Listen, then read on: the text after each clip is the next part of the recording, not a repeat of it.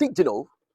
Totoo bang nakakapagligtas ang salitang in Jesus name sa panahon ng panganib, sa panahon ng kamatayan, o sa mga sitwasyon na kailangan mo ito? Tara, pag-aralan natin.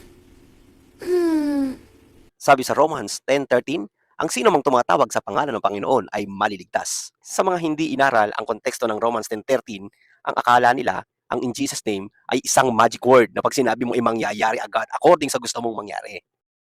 Kung aakit ka sa verse 12, makikita mo ang pinag-uusapan bago sabihin ng 13. Ang nakalagay doon ay ang kaligtasan ay para sa lahat. Kaya kung sino man ang tumatawag, siya'y maliligtas. Yun yung maging sa Hudyo man o Hentil na katukoy. At hindi yun yung in Jesus name na magic word na inaakala na marami. Naalala ko sa YouTube, nakita ko na mayroong isang binabagyong bayan at sinabi ng pastor, bagyo, sa pangalan ni Jesus, lumayas ka. At umalis nga. Umalis ka, bagyo, in Jesus' name! Tapos ito yung pinaka-common. Ikaw, sakit, kay Procopio, umalis ka sa katawan niya. Itinatapon kita sa malayong lugar at huwag nang babalik dahil wala kang pamasahe. In Jesus' name, di ba? May ganun eh.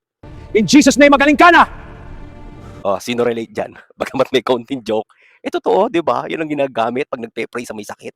Ginagaya nila si Jesus.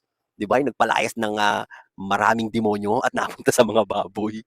Pero ngayon, hindi nila inalam yung konteksto ng Romans 10:13.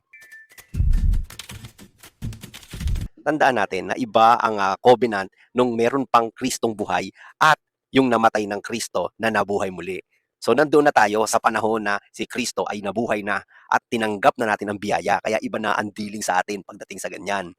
Kung nangyari man, nag-in Jesus name ka at nangyari, nag-granted ang gusto mo, yun ang kalooban ng Diyos. Pero makikita nyo, di ba? Ang daming pastor, mga bishop pa nga, nagkandamatay kahit anong pray. Bakit?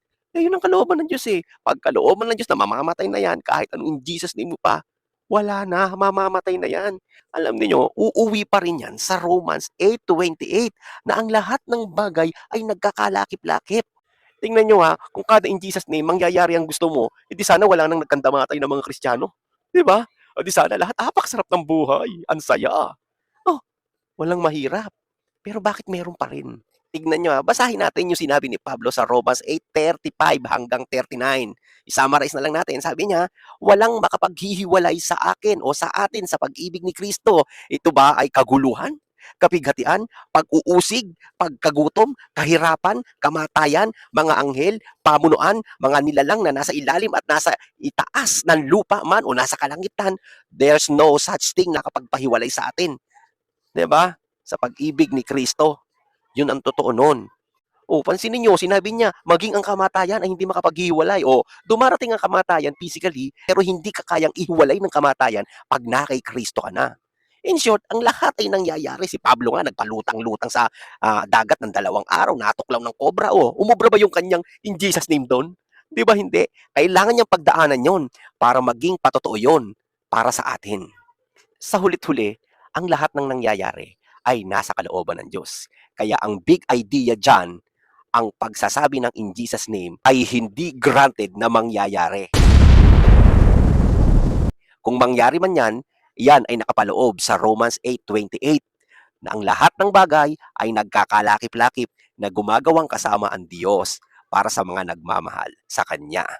Now, you know, kay Kristo tayo ay charito, karito, pinagpala dahil sa Kanya lamang, sa Kanyang ginawa sa krus. Did you know?